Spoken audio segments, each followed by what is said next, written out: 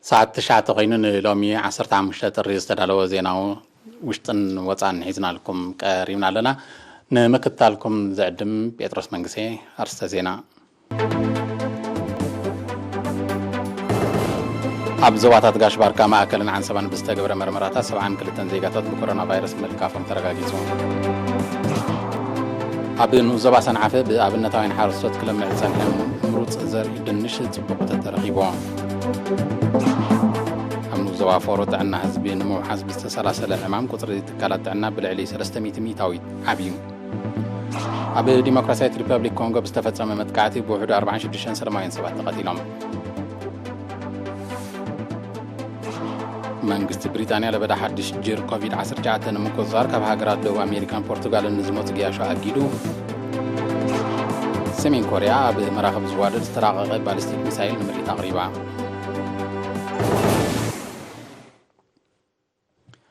حبريتا كاب منستر تعنا لومي 15 طريا بموشب ما أكل زواتات غاش باركا ما أكلنا عن سبان بستقبرنا إلى لاباراتور مرمراتات سبعان كلتن زيغاتات بكورونا فيروس ملكافم ترغاقيتون كابزيوم 3 أب زوا غاش باركا مرت 13 أب أديبارا شمونت أب علي قدر 6 أب تسني كلت أب بارونتو حدا أب أم حجر إسران حدن أب سمرا زوا ما أكل إسران حدن دما أب كرن زوا عن سبات وشيبوم زصنحيم زي كمزيلن كل 30 حدن أب زوا غاش باركا إسران شوعتن أب زوا ما أكل حنت دما أب زوا عن سبب تقلال 50 تشعتن أب هوسبيتالات تعاقبهم زدلك كن كجبار لمصون زيغاتات حاوي من النبيتهم تفانيم بز مسرت على القطري بكورونا فيروس تلغ زيغاتات كساب لومي شحن 877 بصحين له شحن 73 كابزيوم حاوي مستفانو شدش بموت استفاديو 798 دما جنا ابو هوسبيتالات تعاقبهم زركوبيم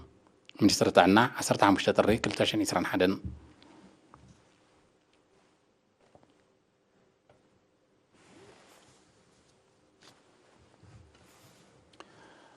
أبنو زبا سنعفة بأبنتاوين حارستوت كلام ملسانح مرت زرد النش تصبق وتترقيبو وكيل إيرينا محمد أي فرح نزدالو صبصاب فرطنا عندهم كتقربيا أبنو زبا سنعفة بأبنتاوين حارستوت استزرقة إلكتران بامبان استباحل مرت زرد النش بستقبرو له حيال تعرن مكتتالن بركوت مهرتي كمتحفظو تقليتهم كليمان براخان نوزبوم نلم عدنش متشو مخانو زحبرو حارستوت أما تساعد طلباتن أوزبان كينو زشفن أتوت نمحفاس بزلعالك كم تسرحو حبيرام بصوب مويا حرشا زوهابو مخرن معدن كمون زقبرو لهم مكتتال أوطيت سرحام عبتراخم زلوه بمتكاس دمام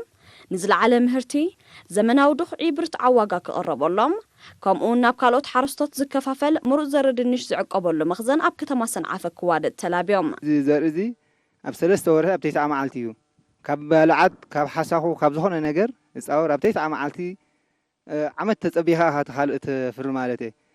زي كال دنيش نايقل شديش ور حد وسد دنيش كلا يلو أزجن توتو زبالة أن ولا كاب زخون تقاداتي كاب حساخو تصوريو وبيت منستر حرشاد هونا مخرن معدان كأ نعوت ختيلنا هاني نهله ريول لها صبو ندهر حجها كمون تترخيون تمسينها بتزهاونا أجابنا نمرحن تختيلنا هاني نخنسرح دلوات اللي نخسرح دلوات هم على قرب مدبريا تحاورنا لهم نزي دايزي أبز وقت زي أبتزرعنا لوس مسكرم ما يبزح نتيلو مسي ما يدليو مدبريا سلزدلي تراي مدبريا خل كهبنا إلا بمبرد ترفيلن أنا تصبق بحقي زي كل جزء نقط على كخونا لنا من قصة تحاورنا 5 هيجي تحاورنا منازلوا إلا بو زود لنا قرب ناي دخعي الو دخعه هلاي وحدة ناي هنياتو زياس 25 كيلو وسيري عن هجي دابكا 5 كيلو 75 وحيدو هاي أخلنا ماتي سلدي أخله كون لعلك هو هبنا لو أبديك خونا لنا تقرب تي علاقة ما تمخازينه أبديك خونا لنا حمد الله خونا الله يبلعني كابسو ما كنورا حنتي قود لناني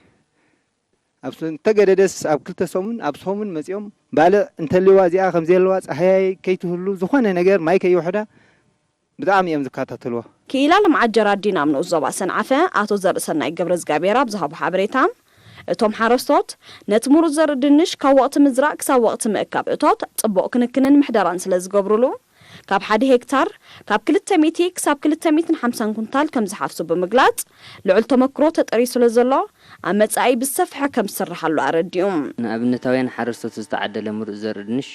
ጽቡቕ ክንክን ምሕደራን ክግበረሉ ጸኒሑ ኣዝዩ ጽቡቕ ውጽኢት ከዓ ይብሎ ማለት እዩ ሕጂ ንዘርኢ መዓላ ዝኸውን ክሳብ 225 ኩንታል ናብ መኽዘን ረኪብና ኣለና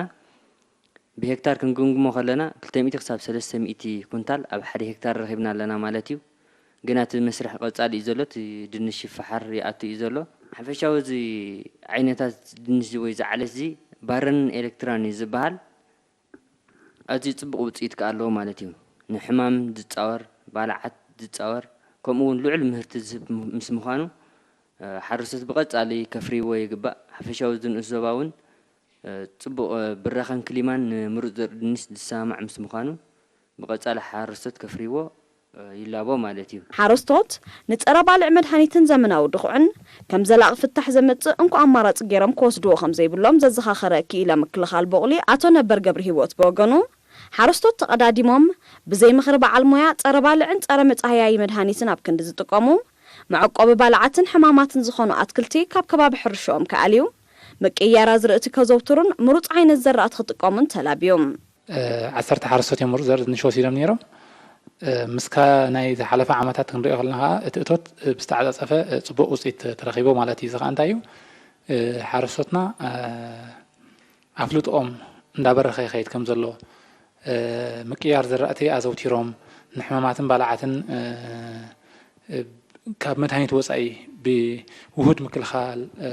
ውሁድ ሜላ ምክልኻል ተጠቒሞም ጽቡቕ ዝኾነ ውጽኢት ተረኺቦም ኣለዎ ማለት እዩ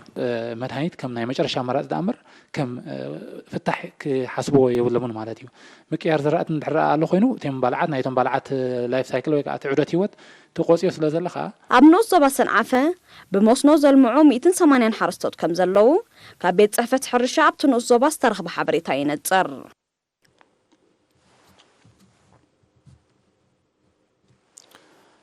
ኣብ ንኡስ ዞባ ፎሮ ጥዕና ህዝቢ ንምውሓስ ብዝተሰላሰለ ዕማም ቁፅሪ ትካላት ጥዕና ብልዕሊ 300 ሚታዊት ከም ዝዓበየ ተሓቢሩ ወኪል ኤሪና ጀማል መዕተልከን ዘዳለዎ ጸብጻብ ሳምራዊት ሊቪዮ ከተቕርበያ ኣብ ንኡስ ዞባ ፎሮ ጥዕና ህዝቢ ንምውሓስ ኣብ ምስፋሕን ምምዕባል ትካላት ጥዕና ዝካየድ ጻዕሪ ጽቡቕ ውጽኢት ይርከቦ ከም ዘሎ ሓላፊ ትካል ጥዕና እቲ ንኡስ ዞባ ነርስ መርሃዊ ሓድጉ ሓቢሩ ኣብ ዝሓለፈ ናይ ናጽነት ዓመታት ኣብዚ መዳይዚ ብዝተገብረ ወፍሪ ቁጽሪ ትካላት ጥዕና ካብ 2 ናብ 7 ክብ ከም ዝበለ እዚ ድማ ናይ ልዕሊ 300 ሚእታዊት ዕቤት ምዃኑ ዝጠቐሰ ነርስ መርሃዊ ኣብዚ እዋን እዚ 2 ማእከላት ጥዕና 3 መደበራት ጥዕናን 2 ነውጠታት ጥዕናን ኣብ ንጡፍ ስራሕ ከም ዝርከባ ገሊጹ ኣብ 2020 ኣብ ምምሕዳራት ከባቢ ማሕፊድን ገብገብ ዋስናን 2 መደበራት ጥዕና ከም ዝተሃንጻ ጠቒሱ ድማ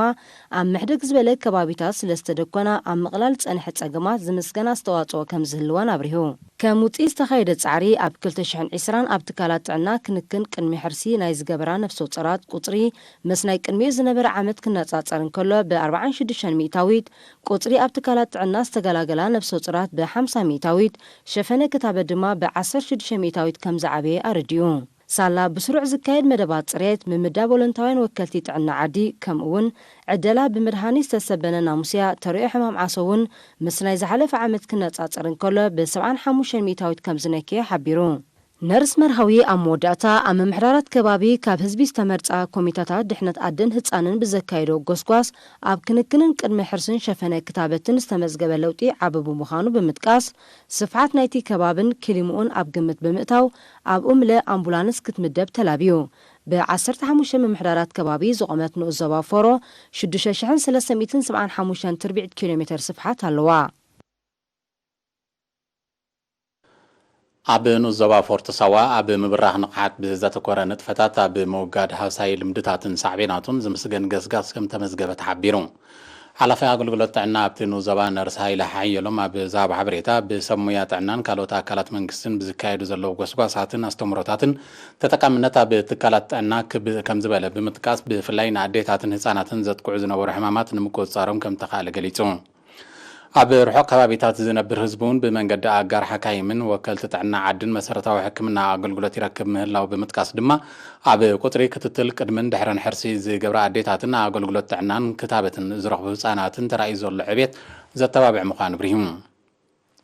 ነርሳይ ለመወዳእታ ህዝቢ ብሰብ ሞያ ጥዕና ንዝወሃቦ ምኽርን ማዕዳን ብግቡእ ክከታተልን ከተግብርን ተርኢ ሕማም ዓሶን ንምግታእ ናይ ምክልኻል ሜላታት ብስሩዕ ከዘውትር ኣብ ትካላት ጥዕና መፀበዪ ነፍሰ ወከፋት ንምህናፅ ድማ ኣበርክቶ ከገብር ኣተሓሳሲቡ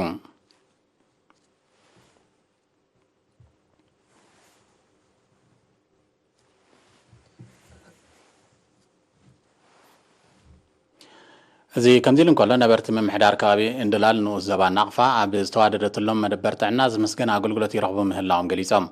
ንሳቶም ነይሪ ናብ ዝሃቦ ሓበሬታ ቀዲሞም ኣገልግሎት ሕክምና ንምርካብ ናብ ናቕፋ ይጓዓዙ ምንባሮም እዚ ድማ ናይ ሙሉእ መዓልቲ ጉዕዞ ከም ዝነበረ ብምጥቃስ ኣብዚ እዋን እዚ ግን ኣብ ከብዲ ዓዶም መደበር ጥዕና ስለ ዝተዋደደትሎም ፀገሞም ከም ተፈትሐ ብሪሆም ሓላፊ መደበር ጥዕና እንድላል ኣቶ ኢብራሂም ዑስማን ድማ መሰረታዊ ኣገልግሎታትን ኣፍልጦ ዘበርኽ ኣስተምህሮታትን ስለ ዝወሃብ ጥዕና ዜጋታት እናወሓሰ ይመፅእ ከም ዘሎ ድሕነት ኣዴታትን ዕሸላትን ንምርጋፅ ዝሰላሰል መደባት ኣዝዩ ውፅኢታዊ ምዃኑ ቁፅሪ ኣብ ትካላት ጥዕና ናይ ዝገላገላ ነፍሰ ወከፋት ብ80 ሚእታዊት ምዕባይ ድማ ናይ ዝመርኣያ ከም ዝኾነ ኣነፂሮም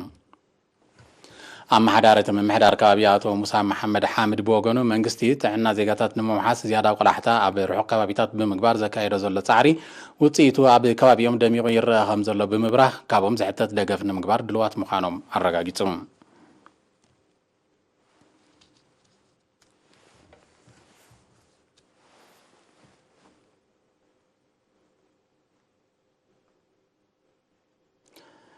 ዝስዕባ ኣህጉራዊ ዜናታት እዩ ድሕር ዛ ሓፃር መሰጋገሪት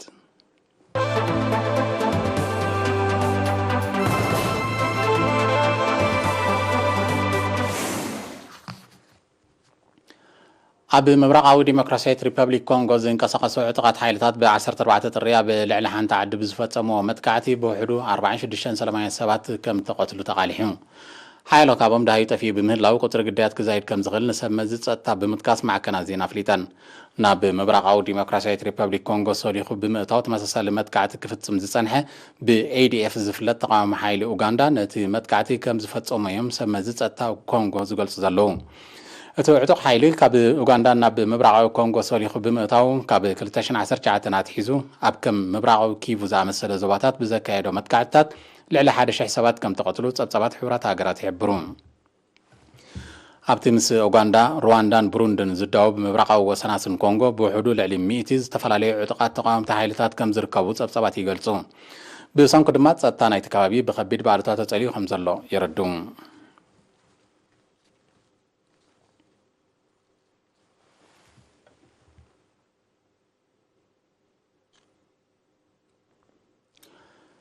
ንፈልማ እዋን ኣብ መሬቱ ንዝተረኽበ ሓድሽ ጅር ኮቪድ-19 ኣብ ትሕቲ ቁፅፅር ንምውዓል ሓያል ፃዕሪ ዘካየድ ዘሎ መንግስቲ ብሪጣንያ ኣብ ብራዚል ናይ ዝተረኽበ ካልእ ሓድሽ ጅር ኮቪድ-19 ለበዳ ንምቁፅፃር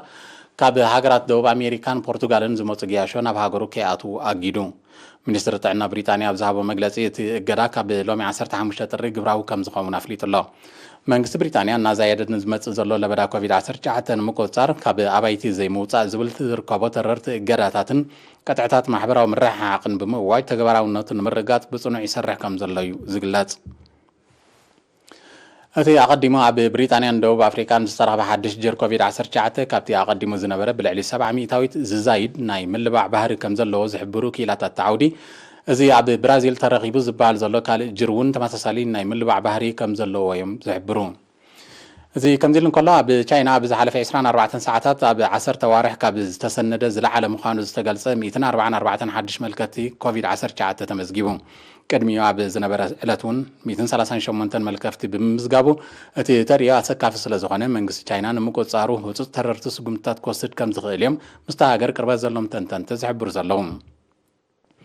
እዚ ወሲኽ ለበዳ ኮቪድ-19 ከም ተመዝገበ ዝቀላሕ ዘሎ ኣብ ዝመፅእ ቀረባ መዓልትታት ንዝኽበር ፅምብል ሓድሽ ዓመት ቻይና ዜጋታት ሃገር ኣብ ውሽጢ ሃገሮምን ካብ ካልኦት ሃገራትን ዝገብሮ መገሻታት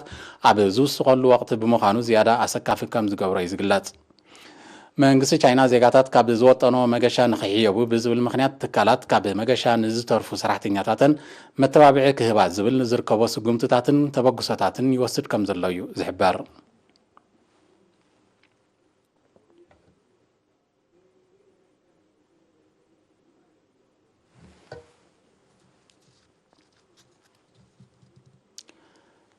ሰሜን ኮርያ ትማሊ 14 ጥሪ ኣብ መራኸቢ ዝዋደድ ዝተራቐቐ ባሊስቲክ ሚሳይል ንምርኢት ከም ዘቕረበት ማዕከና ዜና ቃልሕን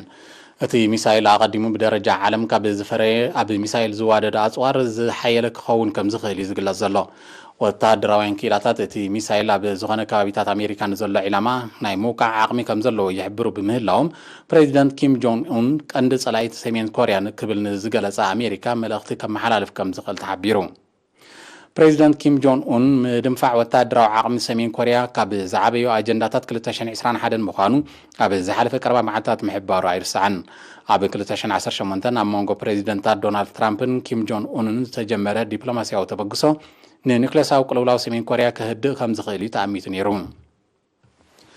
ይኹን እምበር እቲ ተበግሶ ዝጥቀስ ምዕባለታት ብዘይ ምርኣዩ ሰሜን ኮርያ ወንዚፋቶ ንዝነበረት ኒክሌሳዊ መደባታ ብዝሰፍሐ መልክዑ ከም እትቕጽሎ ከተጠንቅቕ ጸኒሓላ ኣሜሪካ ኣብቲ ዲፕሎማስያዊ መዳይ ከምቲ ዝድለ ከም ዘይሰርሐት እያ ሰሜን ኮርያ ብተደጋጋሚ እትወቅስ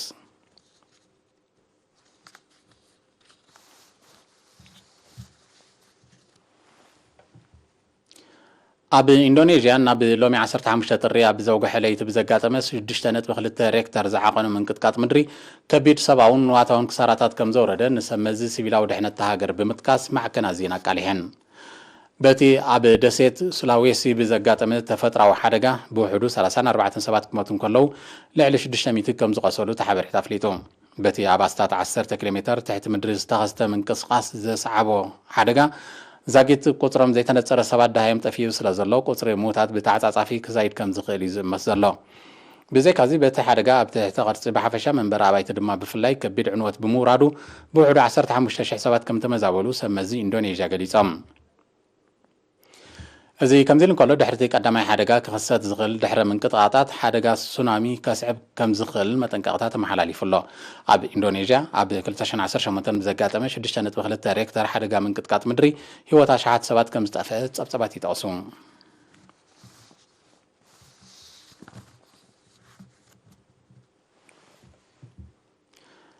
ኣብ 2020 ኣብ ቁጠባ ቻይና ዝተመዝገበ መጠን ዕብየት ኣብ ውሽጢ ዝሓለፈ ልዕሊ 40 ዓመታት እቲ ዝተሓተ ምንባሩ ስታስቲካዊ ጸብጸባት ሃገር ሓቢሮም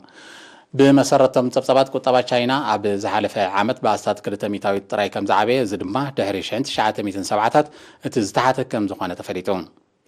ለበዳ ኮሮና ቫይረስ ቀንዲ ጠንቂ ናይቲ ቁጠባዊ ተርእዮ ምንባሩ እቶም ጸብጸባት ሓቢሮም ኣለዉ ይኹን እምበር ቻይና ብተዛማዲ ነቲ ለበዳ ክቆፃፀራ ካብ ዝኽኣላ ሃገራት ብምዃና ኣብ 2021 ቁጠባ ብኣስታት 8 ሚታዊት ክዓቢ ከም ዝኽእል ኣህጉራዊ ማዕከን ገንዘብ ኣብ ዘውፅኦ ጸብጻብ ኣሚቱሎ ቻይና ኣብ ዝመጽእ ቀረባ ግዜ ንኣሜሪካ ብምቕዳም ብቁጠባ ኣብ ቀዳማይ ደረጃ ክትስራዕ ከም እትኽእል ክኢላታት ተዓውዲ ይእምቱ ለበዳ ኮሮና ቫይረስ ኣብ ቁጠባ ዓለም ኣብ ውሽጢ ዝሓለፈ 70 ዓመታት ተራእዩ ዘይፈልጥ ምንቁልቋል ይስዕብ ከም ዘሎ ጸብጻባት ይሕብሩ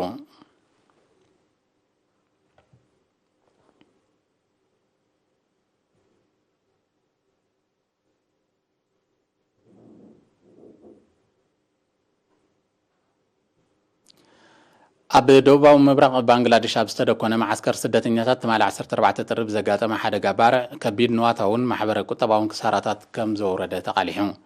እቶም ስደተኛታት ንዝነብሩሉ ዝነበረ ልዕሊ 500 ግዜያዊ ኣባይቲ ከም ተሃሙኸ ዝገለጹ ናይ ቀረባ ተዓዘብቲ ኣሽሓ ስደተኛታት ሮሂንግያ ብዘይ መፅለሊ ከም ዝተረፉ ኣረድዮም በቲ ሓደጋ ልዕሊ 10 ሰባት ከም ዝቆሰሉ ሰመዚ ሲቪላዊ ድሕነት ባንግላዴሽ ገሊፆም ኣለዉ ጠንቅቲ ሓደጋ ኖትጊ ዕትሮ ጋዝ ክኸውን ከም ዝኽእል ኣፈናዊ ሓበሬታ ሰበስልጣን ባንግላዴሽ ዝእምት ኣብቲ ማዓስከር ካብ ማይንማር ዝተመዛበሉ 10ታት ኣሽሓት ስደተኛታት ከም ዝቕመጡ ይግለጽ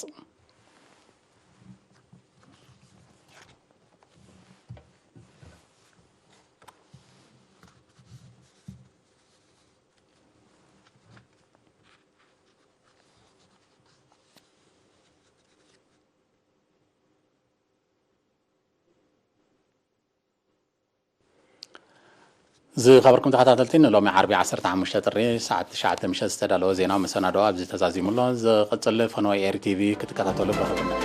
ሰላም